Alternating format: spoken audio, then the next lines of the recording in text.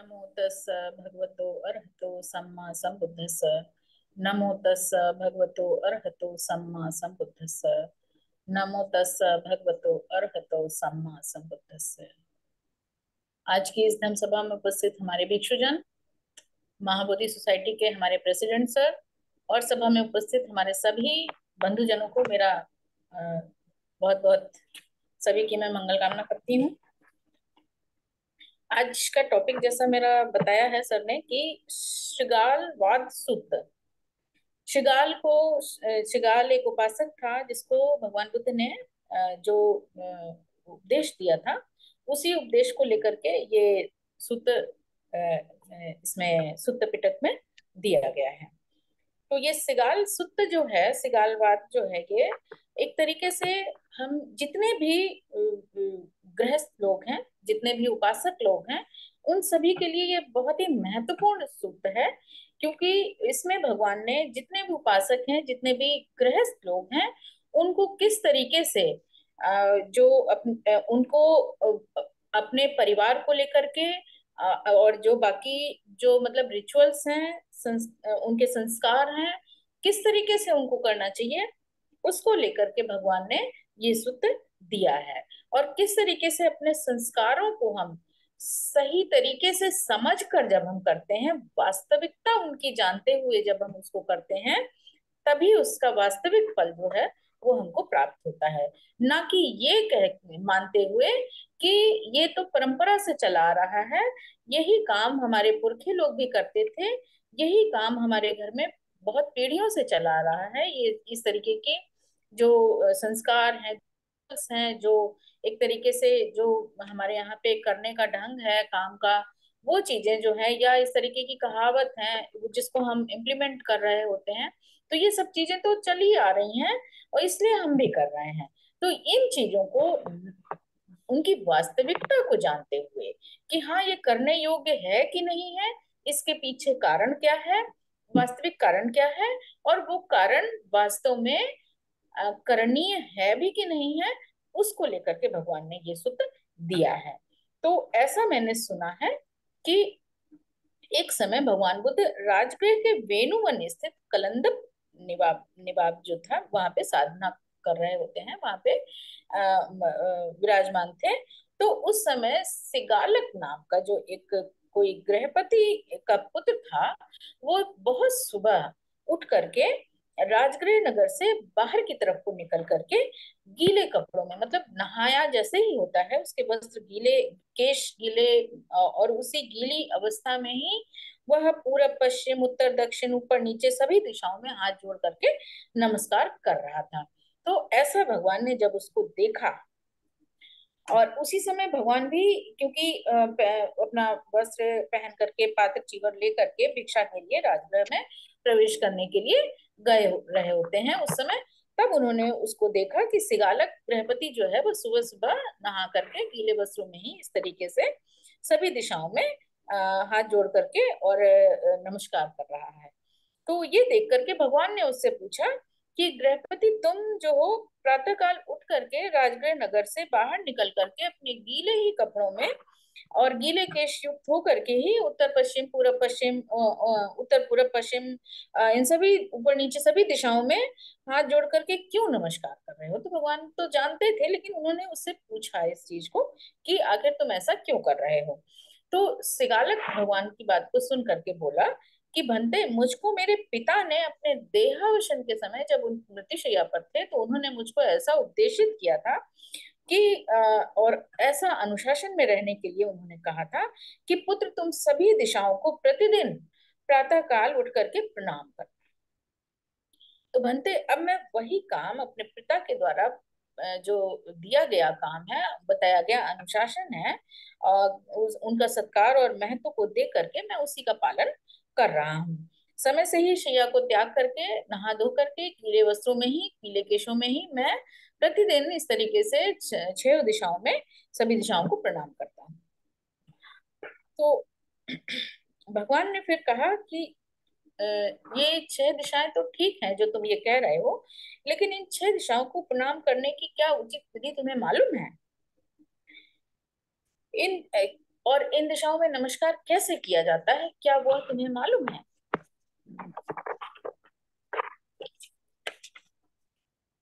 तो जो शिगालक होता है वो कहता है कि भंते, मुझे तो जितना मेरे पिताजी ने मुझे जितना बताया है मैं उतना ही जानता हूँ। अगर आप अगर जानते हैं तो कृपा करके मुझे वह विधि बताएं, जिससे कि मैं 6 दिशाओं को उचित तरीके से उनमें प्रणाम कर सकूं उसको। तो भगवान ने कहा कि अच्छा गृहपति, ठीक है, तुम मेरी बात को सुनो और मन लगा करके सुनो, मैं तुम्हें बताता हूँ। तो शिगालक ने कहा कि ठीक है भगवान, आप जैसा उचित समझे, जैसा उचित जानते हैं वैसा मुझे बताएं। तो भगवान ने कहा कि गृहपति, जब किसी जो श्रावक के 4 कर्म क्लेश जो होते हैं वो प्रहीण हो गए होते हैं, नष्ट हो गए होते हैं, तो 4 स्थानों से वह पाप कर्म करने की स्थिति में नहीं रहता है। और भोगों के जो ये अपाय दुर्गति होती है, वह उनके मार्गों के नष्ट हो जाने से, उनका सेवन न करने से, उसके जो 14 तरह के जो पाप से वह विरत होकर के 6 दिशाओं को आच्छादित करके उभय लोक की विजय प्राप्ति में लग जाता है।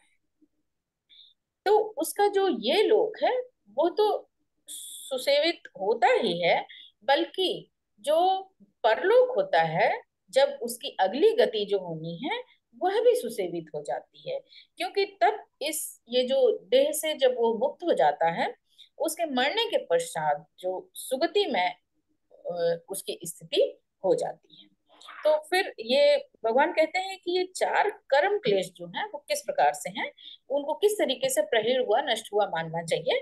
तो कहते हैं कि ये जो 4 कर्म क्लेश जो नष्ट हुए होते हैं, तो वो क्या है कि पहला है कि जीव हत्या।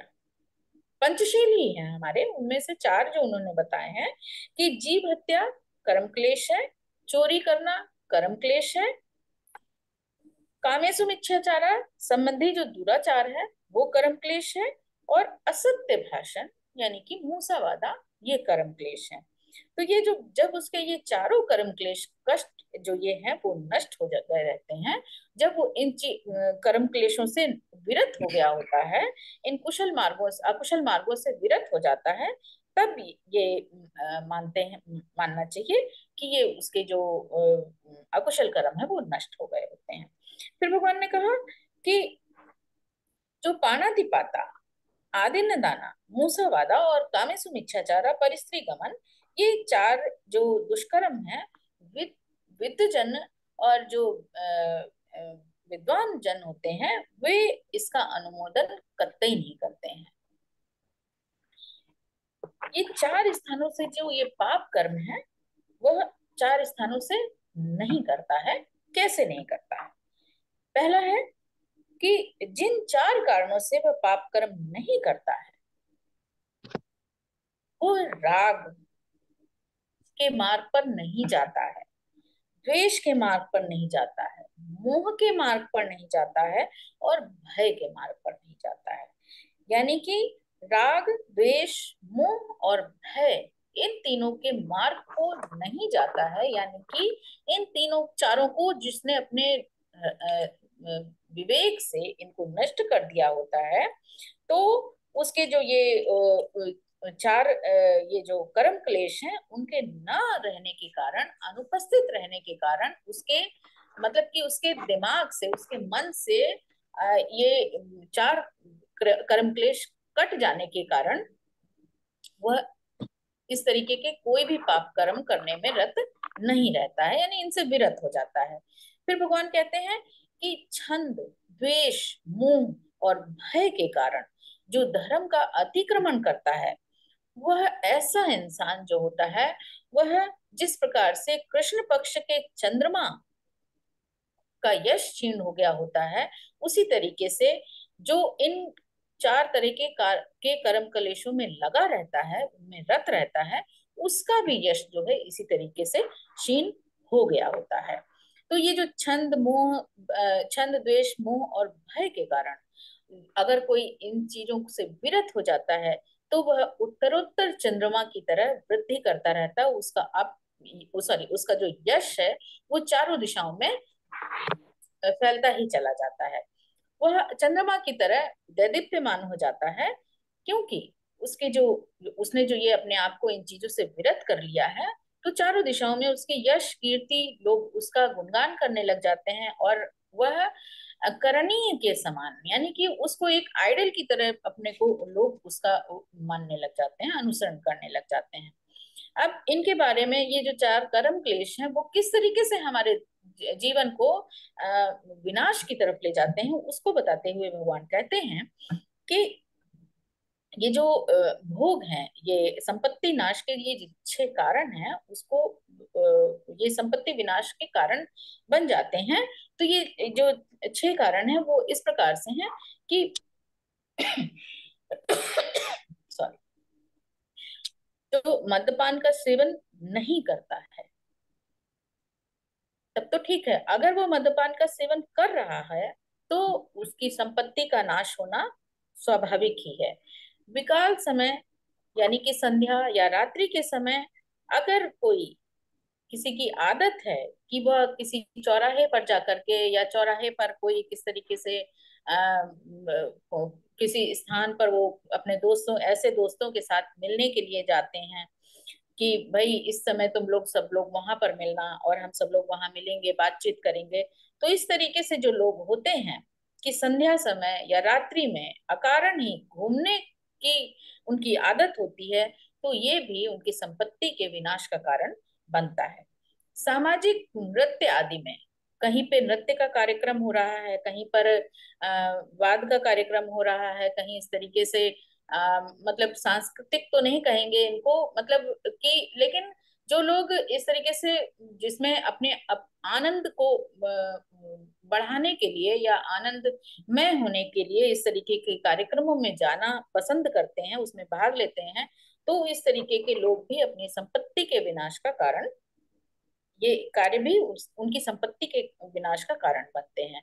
फिर चौथा है, भगवान ने बताया कि जुआ और प्रमाद आदि के खेलों में जो लोग व्यस्त रहते हैं, उसमें सम्मिलित होना जिनकी दिनचर्या होती है, तो वो संपत्ति के विनाश का कारण बनता है। इसी तरीके से जो लोग पाप मित्रों का संग करते हैं, यानी कि जो ऐसे मित्रों का संग करते हैं जिनके विचार जो विचार हैं अकुशल होते हैं, तो जो ऐसे अकुशल विचारों वाले मित्रों को ही पसंद करते हैं, उनके साथ रहना उनको आनंद देता है, तो ऐसे मित्र जो होते हैं वे भी संपत्ति विनाश का कारण बनते हैं। साथ ही जो लोग आलस्य में पड़े रहते हैं, क्योंकि आलस्य में जो लोग होते हैं वो अकरणीय लोग होते हैं, यानी कि उनको कोई भी काम करना ही पसंद नहीं होता। तो जब काम ही नहीं करोगे तो कहाँ से फिर संपत्ति कहाँ से वो करोगे, अर्जित करोगे। तो कहीं ना कहीं आलस्य में जो लोग पड़े रहते हैं वे भी, उनकी भी संपत्ति के विनाश का कारण उनका आलस्य ही बनता है। तो इस प्रकार से भगवान ने छह संपत्ति विनाश के कारणों को गिनाते हुए फिर आगे उनके दोषों को बहुत ब्रीफ उनको विस्तारित करते हुए बताते हैं कि किस प्रकार से मद्यपान करने वाले लोग किस तरीके से दोष, उनके जीवन जो है दोषमय हो जाता है, कि तत्काल ही उनके धन की हानि होने लग जाती है, परिवार में कलह वृद्धि बढ़ जाती है, वे स्वयं भी अनेक रोगों से ग्रसित हो जाते हैं, उनका यश और सम्मान भी का भी नाश हो जाता है, लज्जा और शालीनता जो उनके भीतर होनी चाहिए उसका भी कहीं ना कहीं नाश हो जाता है। और इसके साथ ही जो उनकी स्मृति है, यानी कि जो उनकी याददाश्त है, वह भी कमजोर हो जाती है और धीरे धीरे उसका नाश होने लग जाता है। तो ये जो छह दुष्परिणाम है, इस प्रकार से जो लोग मद्यपान में करते हैं, करना उनको उचित लगता है, तो इस तरीके से उनका विनाश होता है। उसी तरीके से जो लोग विकालचर्या यानी कि असमय किसी चौराहे पर रात्रि के समय चौराहों पे जाना या रात्रि के समय किसी जगह पर उपस्थित होकर के मिलना, बातचीत करना, तो उनके क्या उससे क्या दोष होता है कि वह स्वयं को असुरक्षित, क्योंकि रात के समय जाएंगे हम, ये तो हम सभी लोग जानते हैं इस चीज को कि अकारण ही किसी समय हम कहीं जा करके कहीं खड़े होंगे, तो हम आज के परिवेश में भी देखें तो अगर पुलिस जो गश्त करती रहती है, अगर 4 लोग कहीं पर भी उसको संदिग्ध अवस्था में दिख जाए या बातचीत करते हुए दिख जाए इस तरीके से, तो वो कहीं ना कहीं शक उत्पन्न होगा और फिर उनको उनसे पूछताछ होगी। तो असुरक्षा की भावना स्वाभाविक ही है। साथ ही उनके स्त्री पुरुष भी असुरक्षित ही होते हैं, उनका धन असुरक्षित होता है। अशुभ कामों में लिप्त होने की आशंका हमेशा बनी रहती है, तो शंका बनी रहती है, स्वयं अपने मन में नहीं बल्कि परिवार के लोगों में भी, और साथ ही उनको देखने वाले लोग भी उनको शंका की ही दृष्टि से देखते हैं। उनके ऊपर चोरी आदि का मिथ्या आरोप भी लग सकता है। उसके साथ ही अन्य बहुत से संकट भी उनको घेर सकते हैं, उनका भी सामना करना पड़ सकता है। तो इस प्रकार से भगवान ने जो विकाल चर्या करते हैं, असमय रात्रि के समय इधर उधर घूमना पसंद करते हैं, उनके उनको किस तरीके से 6 दोष उनके गिनाए भगवान ने। फिर बताया कि जो लोग जो कहीं सामाजिक जो नाच गाने हैं उसमें जब भाग लेते हैं तो उसके क्या 6 दोष होते हैं कि उनका जो दिमाग है, उनका जो एक तरीके से हम कहें कि उनको इस चीज का ही मन उसी चीज में लगा रहता है कि आज कहाँ नृत्य होगा। वे पहले तो यही ढूंढते रहते हैं इसको, मतलब इस चीज की खोज करने से उनके बाकी काम जो है वो सफर करने लग जाते हैं। आज कहाँ नाच होगा, आज कहाँ पर नाटक मंडली बैठ रही है, कहाँ आज वाद्य यंत्र हो रहा है, फिर गीत कहाँ हो रहा, आख्यान कहाँ हो रहा है। तो ये सब चीजें जो है वो इन्हीं सब चीजों की तलाश में लगे रहते हैं। तो उससे जो उनकी सामाजिक और दैनिक दिनचर्या जो है वह प्रभावित होने लग जाती है। साथ ही उनके इस चीज में लिप्त रहने से उनका जो एक तरीके से कहें कि जो सामाजिक मान सम्मान होता है वह भी घटता है। साथ ही संपत्ति का विनाश तो होता ही होता है। और कहीं ना कहीं जो पारिवारिक एक सुव्यवस्था बनी होती है, उस व्यवस्था में भी व्यवधान उत्पन्न होता है। तो ये भगवान ने फिर इसके दुष्परिणाम बताए हैं। साथ ही फिर उन्होंने बताया कि जो लोग जुए आदि के प्रमाद, जुए एवं प्रमाद आदि में जो लिप्त रहते हैं उनके उनको किस तरीके से दुष्परिणाम का सामना करना पड़ता है कि उसमें जब गैमलिंग करते हैं तो उसमें जीत या हार जो भी होती है तो उससे एक मानसिक संताप उत्पन्न होता है। हार गए तो मानसिक संताप तो उत्पन्न हो ही रहा है, और अगर जीत गए तो आपके बहुत से बैरी और दुश्मन पैदा हो जाते हैं। पराजित हुआ व्यक्ति अपने धन की चिंता में पड़ जाता है, और देखते ही देखते उसको फिर उसकी एक तरीके से ये वो सोचता है कि मैं इस बार हार गया, चलो ठीक है अगला दांव मैं लगाता हूँ, हो सकता है मैं इस बार जीत जाऊं। फिर अगली बार हार जाता, फिर सोचता मैं अगला दांव लगाऊं। तो इस तरीके से अगले अगले जीतने के चक्कर में कि अगला करूं तो फिर मैं जीत जाऊं, इस चक्कर में वो अपना पूरा का पूरा धन ही है वो जो बर्बाद कर देता है, और उसको धन की हानि बनी ही रहती है। किसी भी सभा में जब जाता है तो लोग उसके ऊपर उंगली उठाते हैं कि अरे उसके ऊपर कोई विश्वास ही नहीं करता है। मित्र और साथियों में भी वह जब धनाभाव उसका रहता है तो उसके ऊपर कोई विश्वास नहीं करता उसके, और बल्कि तिरस्कृत होता रहता है ऐसे लोगों के अपने साथियों के बीच में। फिर सामाजिक व्यवस्था उसकी बिगड़ने लगती है कि जब उस अपने बच्चों का शादी ब्याह करने जाता है तो फिर लोग ये सोचते हैं कि ये तो एक जुआरी है, ये एक किस तरीके से ये इस अपने स्त्री और बच्चों की रक्षा इसने की होगी, और इसने क्या अपने बच्चों की जो शादी ब्याह है वो क्या उचित धन आदि दे करके कर पाएगा, इसमें सक्षम है। और बल्कि पहले लोग ये भी कहते हैं कि जब ये जुआरी है तो इसके बच्चों, इसका असर तो इसके बच्चों पर भी होगा। तो अगर माता पिता के ऊपर कोई दोष आरोपण होता है तो वह कहीं ना कहीं उनके बच्चों पर भी उसका असर जाता ही जाता है, क्योंकि बच्चे आपसे लगे हुए हैं, बच्चे आप माता पिता से लगे हुए हैं। तो स्वाभाविक सी चीज है कि जो काम माता पिता जिस चीज को कर रहे हैं बच्चे उसी को देख करके उसका अनुसरण कर रहे होंगे। तो ऐसे में फिर लोग भले ही बच्चे कितनी भी अच्छी व्यवस्था में हो, अच्छी लाइन पर हो, वो इन चीजों से विरत हो, लेकिन ये एक सामाजिक जो व्यवस्था बनी हुई है और एक सामाजिक मानसिकता कह लीजिए, जिसमें लोग जो एक काल्पनिक विश्वास कह लें या एक धारणा कह लें उसको बना लेते हैं, और बच्चों को जज उनके माता पिता से ही करते हैं। तो कहीं ना कहीं फिर बच्चों का जो भविष्य है वो भी इन चीजों से प्रभावित होने लग जाता है। तो ये भगवान ने इस तरीके से ये इसके दुष्परिणाम गिनाए सिगाल को।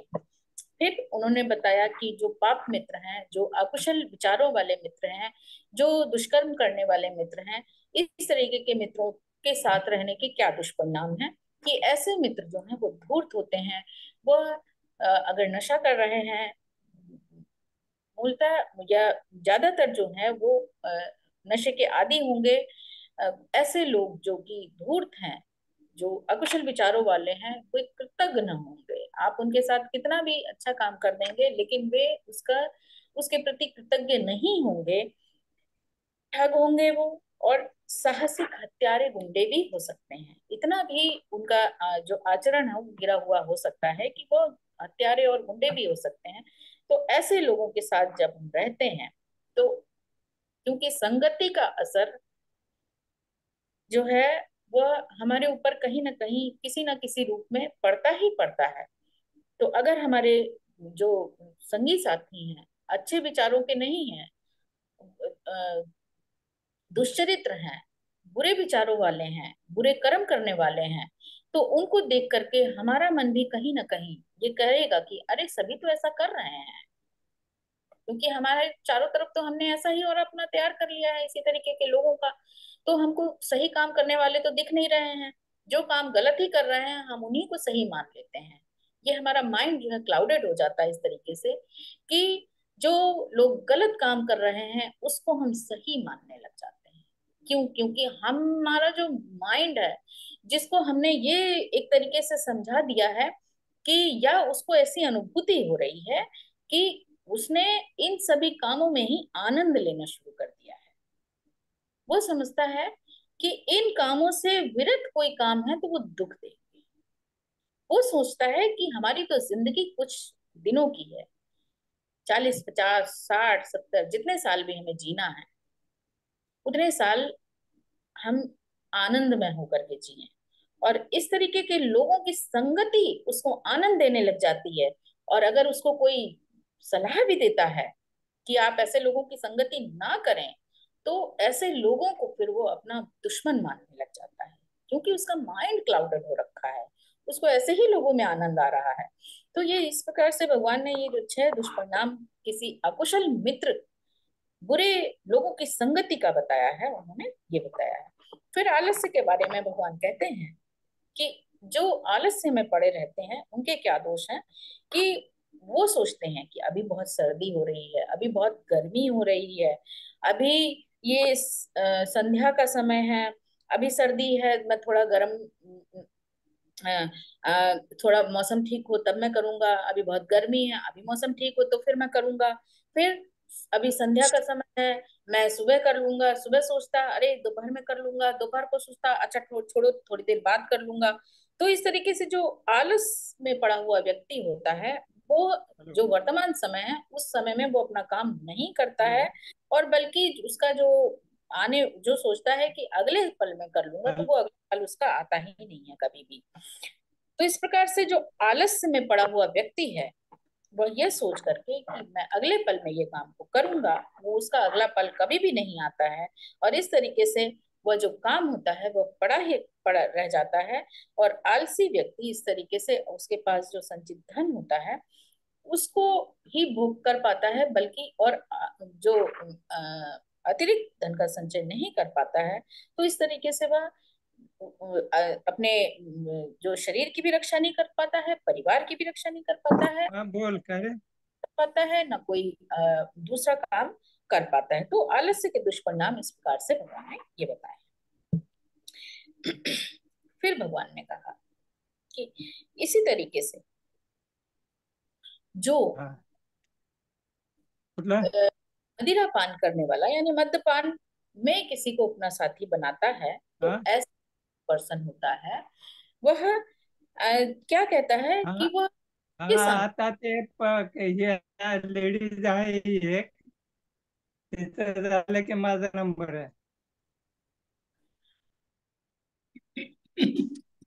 तो ऐसा पर्सन जो है वह आपके मुंह पर तो 100 में बना रहेगा, लेकिन आपके पीठ के पीछे आपसे फोन जैसे ही करियो आपके प्रति वह बहुत ही मी शत्रुवत, खरीदो का ऐसा आदमी भाग रही. नहीं है। सच्चा मित्र तो वही होता है जो कि काम आपके मुंह के सामने भी वो जो बात बोलेगा, पीठ पीछे भी वही बात बोलेगा। मतलब कि वह एक तरीके से उपेक्षा भाव में ही रहेगा, जो सही मित्र होगा आपका। इसी तरीके से अति निद्रा यानी आलस्य में पड़ा हुआ व्यक्ति, और पर स्त्री गमन कामेशुम इच्छाचारा में पड़ा हुआ व्यक्ति वैर पैदा करता है, अहित करता, पाप मित्रों के साथ में वह अपने साथ ही अपने परिवार का नाश कर लेता है। तो ऐसे में ये जो 6 दुर्गुण है मनुष्य के, ये उसको कहीं ना कहीं अपयश का कारण तो बनते ही बनते हैं। साथ ही उसकी धन भी जाया हो रहा होता है, धन का नाश भी हो जाता है, और साथ ही वह अपना नाश तो कर ही रहा होता है। पापी मित्रों का संग करने वाला पाप कर्मों में स्वयं भी लिप्त हो जाता है, पाप आचरण से वह अनुरत नहीं रह पाता है, और इस तरीके से वह लोक और परलोक दोनों को ही नष्ट और भ्रष्ट कर लेता है। साथ ही अपना जो उसका यश कीर्ति है वह नाश हो जाता है, उसकी जो संपत्ति है उसका भी नाश होता है। इसी तरीके से जुआरी व्यक्ति जो है, और ऐसा व्यक्ति जो परिस्त्री गमन करता है, दूसरी स्त्रियों में अपना विश्वास जताने लग जाता है, दूसरी स्त्रियों के साथ गमन करने लग जाता है, तो ऐसा भी, ऐसे पर्सन का जो माइंड है वो क्लाउडेड हो जाता है, क्योंकि वह उसको कहीं ना कहीं पर संतुष्ट नहीं हो पाता है। आज उसने एक स्त्री के साथ गमन किया, कल को दूसरी के स्त्री के साथ करने लग जाएगा, परसों तीसरी के साथ, फिर उसको कहीं भी संतुष्टि मिल ही नहीं पाएगी। क्योंकि जो इंसान अपने घर परिवार में संतुष्ट नहीं हो पाता है, वह बाहर दुनिया में कहीं भी चला जाए उसको संतुष्टि नहीं मिल सकती है। क्यों नहीं मिल सकती है? क्योंकि उसका जो मन है वह आनंद की ही तलाश करता रहेगा, और आनंद तो कहीं है ही नहीं। आनंद तो हमारे भीतर जो वास्तविक आनंद है, वो तो भगवान ने बताया कि जब हम पंचशील का पालन कर रहे हैं, उससे बढ़कर के आनंद तो किसी चीज में मिल ही नहीं सकता है। और जब पंचशील से विरत होने लग जाता है इंसान, तब वो आनंद की तलाश में भटकने लग जाता है। और जब उसको कहीं भी अपने मन मुताबिक कोई चीज नहीं मिल पाती है, तब वो अपना पैसा फेंकने लग जाएगा। अब उसका आचरण व्यवस्थित नहीं रह पाएगा, उसका आचरण का भी कहीं ना कहीं हानि होने लग जाएगी। तो ऐसा व्यक्ति जो है वह चारों तरफ से उसका यश चला जाएगा, अपयश का भागी बन जाएगा, उसका धन जो है वो जाया हो जाएगा। साथ ही इसी तरीके से जो जुआरी व्यक्ति है, वह अपने धन का नाश करने लग जाता है। असमय जो चौराहों पर जाते हैं, पापी मित्रों का साथ करते हैं, वहीं पर भगवान ने ये भी कहा कि जो बहुत ज्यादा कंजूसी भी करते हैं, उनका भी जो धन है वो उनके किसी काम का नहीं रह जाता है। तो इस प्रकार से ये जो 6 दुर्गुण है मनुष्य के, वो उसको किस तरीके से उसके जीवन को नष्ट भ्रष्ट कर देते हैं।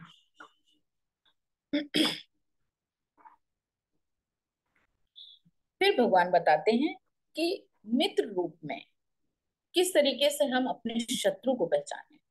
हम सोचते हैं कि जो अगर हमारे अकुशल विचारों वाले साथी हैं और वो उनको हम अपना मित्र मान रहे हैं, तो उनकी पहचान हम कैसे करें।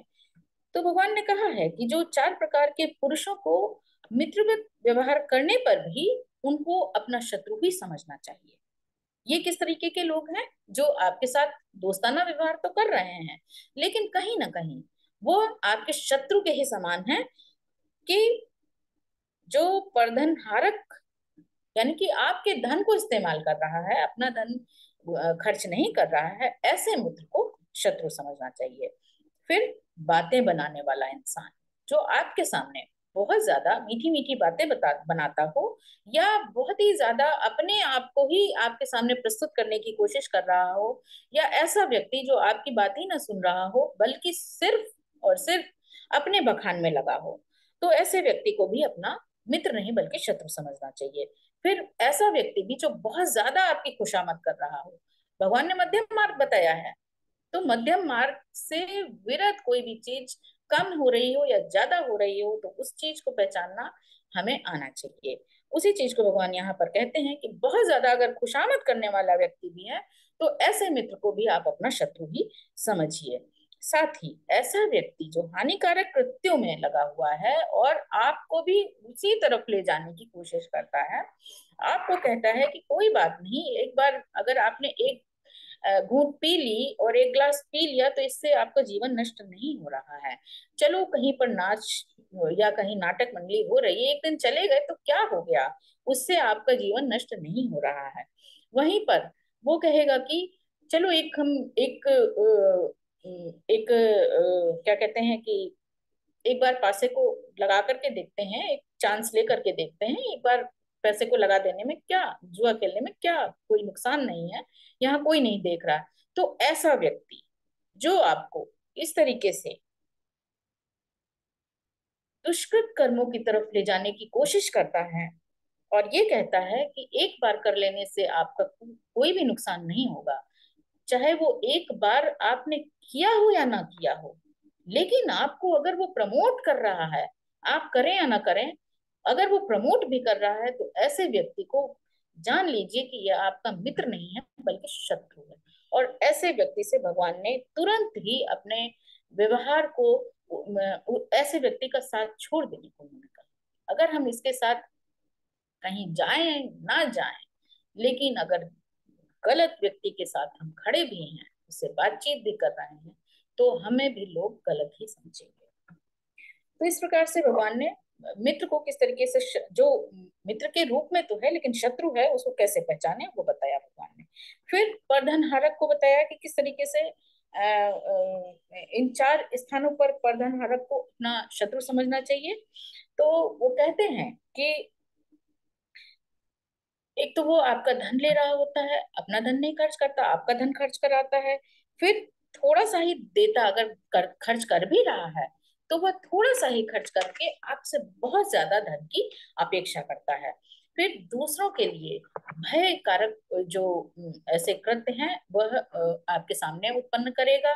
फिर अगर आप सही काम करने के लिए उससे कुछ कहेंगे या उस काम को कि मेरा ये काम पड़ा है, वो मेरा वो काम पड़ा है, तो उनको वो फिर उनके प्रति आपके मन में भय उत्पन्न करने की कोशिश करेगा। तो और वह आपसे केवल मैत्री जो करेगा वह केवल इसलिए करेगा कि उसको धन की प्राप्ति होती रहे। तो ऐसे व्यक्तियों के साथ भगवान ने कहा कि ये आपके शत्रु के समान है, ऐसे व्यक्तियों का विश्वास कतई नहीं करना चाहिए। फिर बातूनी व्यक्ति के बारे में भगवान कहते हैं कि वह बीती हुई बातों की प्रशंसा करता रहता है, आगे आने वाली बातों की प्रशंसा करके आपको, आपके मन को कहीं ना कहीं भ्रमित करने की कोशिश करता है, निरर्थक बातों में लगा रहता है, आपको भी लगाए रखता है। और वर्तमान कार्यों के प्रति जो आपके काम बाकी हैं उनके प्रति वो भय दिखाने की कोशिश करता रहता है। तो इस तरीके से 4 जो बातूनी लोग होते हैं उनके प्रति आपको एक शत्रु की निगाह रखनी चाहिए। फिर चाटुकार जो खुशामद करने वाले लोग हैं, वे कुत्सित कार्यों की भी अनुमति दे डालते हैं आपको, क्योंकि वो खुशामद कर रहे हैं और वो कतई नहीं चाहते हैं कि अगर कोई आपकी कुछ इच्छा है या आपकी कुछ आदतें हैं तो उन्हीं आदतों को, चाहे वो गलत, सही आदतों की तरफ तो वो आपको प्रमोट नहीं करेगा, लेकिन गलत आदतें हैं उसकी तरफ आपको ज्यादा प्रमोट करने की कोशिश करेगा। क्योंकि वह जानता है कि जितने भी गलत काम आप ज्यादा से ज्यादा करेंगे, वो काम उसकी निगाहों में रहेंगे, तब वो आपको कहीं ना कहीं ब्लैकमेल करने की कोशिश करेगा। तो ऐसे कुत्सित कार्यों को करने की अनुमति देता रहता है, प्रमोट करता रहता है, अच्छे कार्यों की तरफ आपका ध्यान ना जाने पाए ये कोशिश करता है, सामने प्रशंसा करता है, पीठ पीछे निंदा करता है। तो ऐसे जो अनुप्रिय भाषी जो लोग हैं या आप जिनको मित्र समझते हैं, ऐसे लोगों को आप अपना शत्रु ही समझिए, भगवान ने ये सिगार को बताया। फिर ये किस तरीके से संपत्ति में विनाशक है वो भगवान बताते हैं कि जो शराब पीने में, प्रमादपूर्ण कार्यों में, ये ऐसे लोग सहायक होते हैं, आपके सहायक बन करके वो इन कामों में को करने के लिए आपको प्रमोट करते रहते हैं और असमय ही चौरास्ते पर घूमने में आपका साथ देते रहते हैं, नृत्य गीतों उत्सवों में आपके सहायक होते हैं, उनमें सम्मिलित होकर के आपका ही धन उसमें इस्तेमाल करवाते हैं, जुआ आदि में वो खुद तो नहीं करेंगे लेकिन आपका पैसा उसमें इन्वेस्ट कराने की कोशिश करते हैं। और फिर अगर आप जीत गए तो उसको फिर बंदरबाट करने की भी कोशिश करते हैं और हार गए तो फिर आपका साथ भी छोड़ देंगे। या फिर अगले के लिए कहेंगे कि चलो ठीक है, आप ये चीज ले आओ चल के, अपना ये धन के लिए अपना ये चीज बेच दो चल के, उससे पैसा आ जाएगा। तो इस तरीके की बातों में आपको लगा करके कहीं ना कहीं आपके जीवन को बर्बाद करने की कोशिश करते रहते हैं। फिर भगवान ने कहा कि इस तरीके से ये जो चार तरह के लोग हैं कि परधनहारी, बातूनी, चाटुकार और पाप कर्मों में सहायक, ऐसे लोगों का साथ हम जितनी जल्दी से जल्दी हो, समझदार जो लोग होते हैं वो ऐसे लोगों के साथ तो कभी होते ही नहीं हैं, लेकिन अगर जिनको समझ आ जाए तो वो ज्यादा से जल्दी ऐसे लोगों का साथ छोड़ दें, तो ही वो ऐसे कर्मों से दूर हो पाएंगे। फिर भगवान कहते हैं कि चार प्रकार के मित्रों को अपना सुहृदय समझना चाहिए। ऐसे मित्र कौन से हैं? जो उपकारी हैं, सुख दुख में समान व्यवहार करने वाले हैं, अर्थ प्राप्ति के उपाय बताने वाले हैं, और निरंतर आपके ऊपर अनुकंपा बनाए रखने वाले हैं। तो ऐसे चार तरह के जो मित्र हैं, इनको जीवन में आपको कहीं से भी इनके प्रति अगर किसी तरीके की गलत बात भी सोचते हैं, और हो सकता है कि आपको किसी तरीके का मिथ्या भ्रम भी हो जाए, कुछ गलत धारणा ऐसे के प्रति उत्पन्न भी हो जाए, तो भी आपको कभी भी ऐसे मित्रों के प्रति मन में ये शंका भी नहीं लानी चाहिए कि ये आपके शत्रु हो सकते हैं। क्योंकि ऐसे मित्र कैसा भी समय हो आपका, हर समय आपके उपकारी ही बने रहेंगे। हर समय अपना धन लगा करके भी आपके सुख दुख में काम आएंगे। आपको कहीं भी लॉस हो रहा होगा तो अपना धन दे करके आपको उबारने की कोशिश करेंगे। और कहीं भी आपके जीवन को अगर कहीं संकट में आ गया आपका जीवन, तो अपना जीवन भी लगा करके आपको उस संकट से उबारने का प्रयत्न करेंगे। फिर भगवान उनको डिटेल में बताते हैं कि कैसे इस तरीके के उपकारी मित्रों का साथ हमको सुहृदय से समझना चाहिए, और जीवन भर ऐसे लोगों का साथ कभी नहीं छोड़ना चाहिए। कि प्रमद की रक्षा करते हैं, ये प्रमद की संपत्ति की रक्षा करते हैं, भयभीत की रक्षा करते हैं, अभय दान देते हैं, और आवश्यकता पड़ने पर लाभ कराने का प्रयास भी करते हैं। समान दुख सुख में कैसे? कि इन चार कारणों से भगवान कहते हैं कि इन चार कारणों से सुख दुख सुखी दुखी मित्र को सुहृदय ही समझना चाहिए। कि उसको इसे अपनी गोपनीय बात बताता है, अपनी गोपनीय बात, आपकी बताई हुई गोपनीय बात को गुप्त रखता है, संकट काल में भी आपका साथ नहीं छोड़ता है, साथ ही जीवन पर्यंत वह हमेशा ये कोशिश करता है कि मेरे जो जिसको मैंने अपना मित्र माना है वह कभी भी दुखी ना रहे।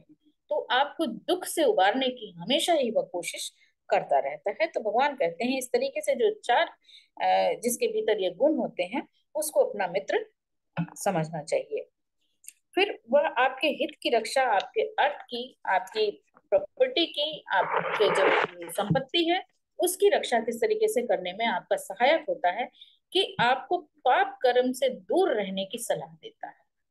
अगर आपका मन कभी भी इस दिशा में जा भी रहा होगा, तो वह तरह तरह के उदाहरण दे करके और भय पाप कर्म का भय दिखा करके आपको उस मार्ग से दूर करने की कोशिश करता है, और शुभ कर्मों में लगाए रखने की परामर्श देता है, साथ ही लगाए रखने की कोशिश भी करता है। साथ ही जो चीज आप नहीं जानते हैं, अच्छी बात और अच्छी विद्याएं जो आप नहीं जानते हैं, उनको भी अगर वो जानता है तो बताने की कोशिश करता है, आपसे गुप्त नहीं रखता है। साथ ही फिर इस तरीके का जो मित्र है, वह आपको सुगति के मार्ग पर ले जाने वाला उपाय बताता है। तो इस तरीके से भगवान कहते हैं कि ऐसे मित्र को अपना सुहृदय हमेशा बनाए रखना चाहिए। अनुकंपक मित्र को सुहृदय समझना चाहिए किन चार कारणों से? कि ऐसा मित्र अगर आपके पास संपत्ति नहीं है, तो फिर ऐसा मित्र जो है आपके पास संपत्ति ना होने से दुखी होगा, और आपके पास संपत्ति आए यानी कि आप जो लॉसेस हुए हैं उन लॉसेस को कम करने के लिए कोशिश करेगा, और लॉसेस से उबारने के उपाय आपको बताएगा। और अगर दूसरा कोई आपकी निंदा कर रहा है तो उसको वो वहीं पर रोकेगा, उसको कहेगा कि आप जो कुछ भी निंदा करने वाले को बताएगा कि आपके द्वारा ये निंदा जो की जा रही है गलत है, ऐसा नहीं है। तो ऐसा मित्र जो है आपकी प्रशंसा करेगा, और वास्तविक प्रशंसा करेगा, झूठी नहीं। यानी कि जो मुसावादा है, या जो जो आपकी क्या कहते हैं कि खुश करने के लिए खुशामद करने वाली चीज नहीं करेगा, बल्कि वास्तविक जो आपके गुण है उन्हीं को बताएगा। तो ऐसे मित्र को हमें हमेशा ही अपना सुहृदय समझना चाहिए। फिर भगवान ने कहा कि ये जो चार तरह के ये मित्र हैं, ऐसा जान करके जानकार जो है, बुद्धिमान व्यक्ति है, जो ऐसे को आदमी को माता पिता एवं पुत्र की तरह उसका सत्कार करता है, और उसका सत्कार करना चाहिए और उसकी सेवा करनी चाहिए। ऐसे मित्र को मित्र कहीं हमसे ऐसा जो हमारा इस तरीके का अनुकंपक मित्र है, वह कहीं हमसे रुष्ट ना हो जाए, इसका ध्यान हमें हमेशा रखना चाहिए। सदाचारी जो पंडित पर्वत पर प्रज्वलित जो जो अग्नि है, उसकी तरह हमेशा ही प्रकाशित होता रहता है। इस तरह से भोगों का संचय करके अर्थ संपन्न कुल वाला गृहस्थ अपने धन का चार भागों में विभाजन करता है।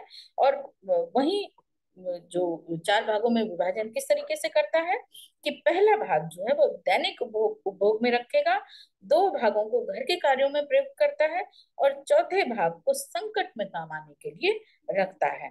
तो इस तरीके से जो अपनी संपत्ति को तो इस तरीके से रखा ही है उसने, लेकिन तो अपने ऐसे मित्र को भी अपनी संपत्ति के समान ही मानता है कि मेरी संपत्ति जो है वह कहीं नष्ट ना होने पाए। उसी तरीके से वो ऐसे अनुकंपक मित्र को भी उसी तरीके से उसका संग्रह करना चाहिए, उसका सेवा करनी चाहिए, सत्कार करना चाहिए, जिससे कि ये मित्र मेरा हमेशा ही मेरे प्रति तो वो हमेशा वफादार तो रहेगा ही, लेकिन हमारी जो जो हम हमारा जो एक अपना दायित्व है उसके प्रति कृतज्ञ बने रखने का, वो हमेशा ही बने रहना चाहिए। तो इस तरीके से भगवान ने छह तरीके के लोगों के जो मतलब कि गलत लोगों की संगति को बताया, और छह तरीके से जो हमारे मित्रवत लोग हैं उनकी संगति को किस तरीके से हमारा जीवन उनसे प्रभावित होता है उसको बताया भगवान ने।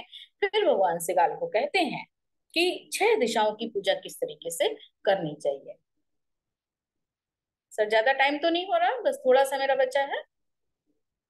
जी, हो गया बहुत समय। बस मैं थोड़ा सा करके अपना बात खत्म करती हूँ सर। अच्छा जी। तो भगवान कहते हैं कि एक आर्य श्रावक जो है उसको छह दिशाओं की पूजा किस तरीके से करनी चाहिए, ये छह दिशाएं क्या हैं उनको जान लेना चाहिए।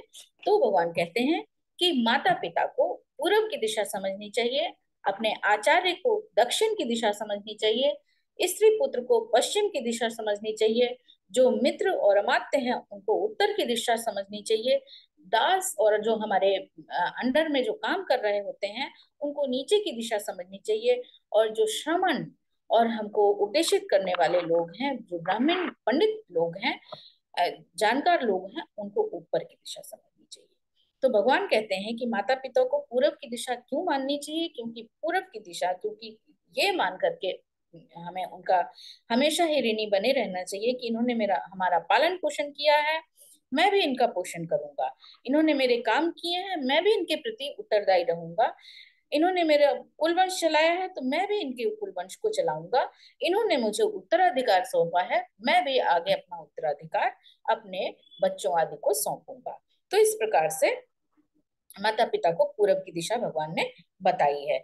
तो इस तरीके से माता पिता पुत्र के ऊपर किस तरीके से पांच प्रकार से अनुकंपा करते हैं कि पाप से दूर हटाते हैं, पुण्य कर्मों में लगाते हैं, विद्या एवं शिल्प सिखाते हैं, योग्य स्त्री से उसका विवाह करते हैं, और यथा समय उसको उसका उत्तराधिकार सौंपते हैं। तो इस तरीके से भगवान बताते हैं कि जो माता पिता हैं वो किस तरीके से उनके अपने बच्चों के ऊपर अनुकंपा करते हैं। फिर आचार्य को लेकर के भगवान ने कहा कि वह जो आचार्य होते हैं, जो हमारे गुरुजन हैं, वे तत्परता से, सेवा से, शुश्रूषा से, परिचर्या, सत्कारपूर्ण, इन तरह से हमको तरह तरह की विद्याएं सिखाते हैं, और हमको उचित मार्गदर्शन हमारा करते हैं, अकुशल कर्मों से हमको दूर रहने की शिक्षा प्रदान करते हैं।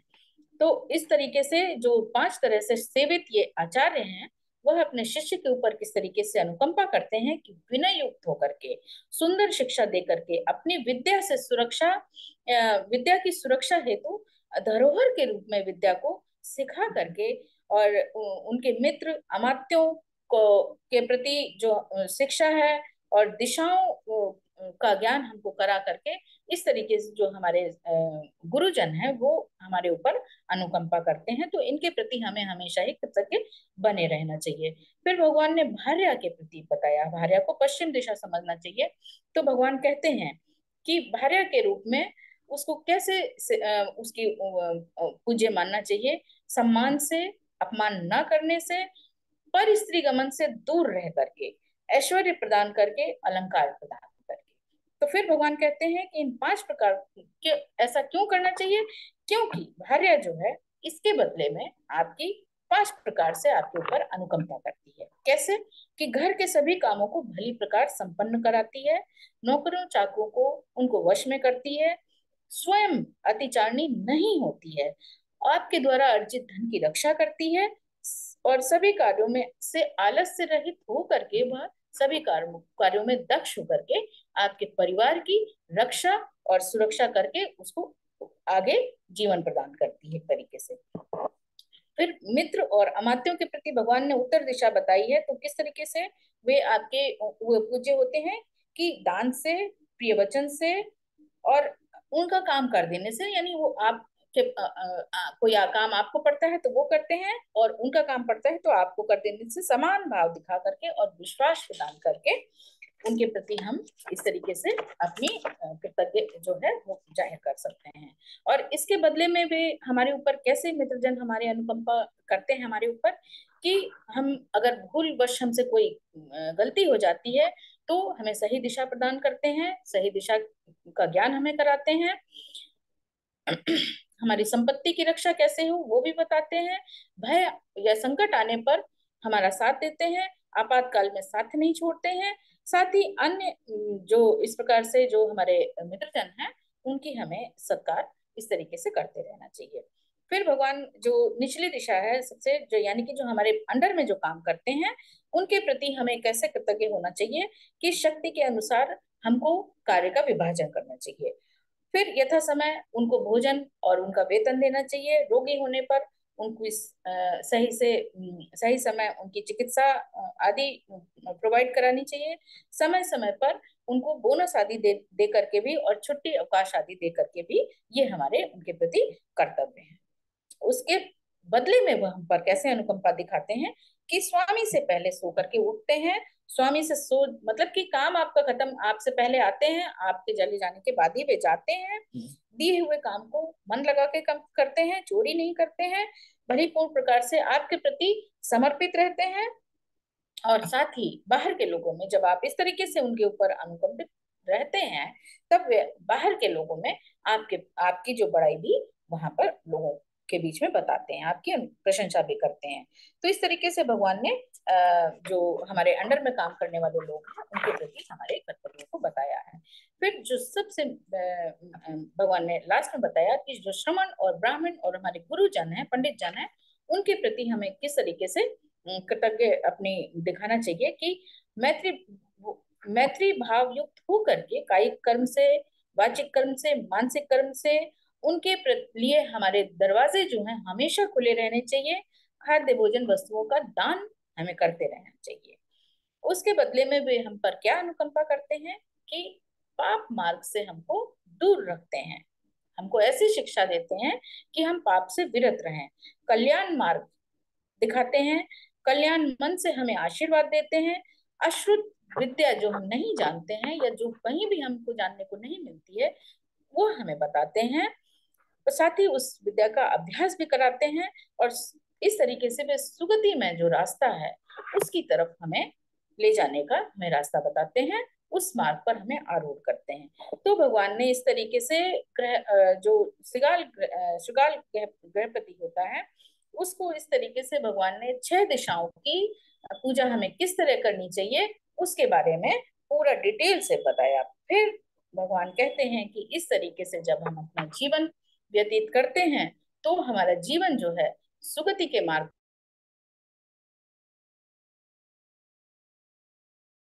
हमारी निंदा भी करते हैं तो निंदा करने से पहले उनको 10 बार सोचना पड़ता है कि मैं इसके बारे में ऐसा कहूं कि ना कहूं। तो इस तरीके से ऐसे मित्रजनों का साथ हो जब हमारा होता है तो फिर हम भयमुक्त हो जाते हैं कि अगर हम गलत दिशा में जाएंगे भी तो हमारा मित्र जो है वो हमें रोकने का प्रयास करेगा, और कहीं ना कहीं फिर हम ऐसे में भयमुक्त हो जाते हैं। तो इस तरीके से भगवान ने ये जो उपासकों के लिए, गृहस्थों के लिए ये 6 दिशाओं को पूज्य इस तरीके से बताया है। तो इन पर आरूढ़ होकर के हमें भी, ये कोई कल की ही बात नहीं थी, भगवान के समय की ही नहीं है, बल्कि भगवान ने जो कुछ भी बताया है हर समय वो एवरग्रीन ही है, वो सत्य है, हमेशा ही सत्य रहेगा, हर समय के लिए है। तो ऐसे जब हम इस तरीके से 6 दिशाओं के अपने जीवन में भी पूज्य करने लग जाएंगे, उनकी पूजा करने लग जाएंगे, तो कहीं ना कहीं हमारा जीवन भी भय मुक्त होगा और अप्रमाद युक्त होकर के हम गलत बातों से दूर हो जाएंगे, अकुशल विचारों से दूर हो जाएंगे। तो इसी के साथ मैं सभी लोगों के मंगल कामना करती हूँ, सभी के लिए कि सभी लोग अकुशल विचारों से दूर रहें और अपने आप को सुगति के मार्ग पर लगाएं। इसी के साथ मैं अपनी वाणी को यही विराम देती हूँ। सभी लोगों को मेरा नमो बुद्धाय। सबने मुझे ध्यान से सुना, इसके लिए सभी लोगों का आभार।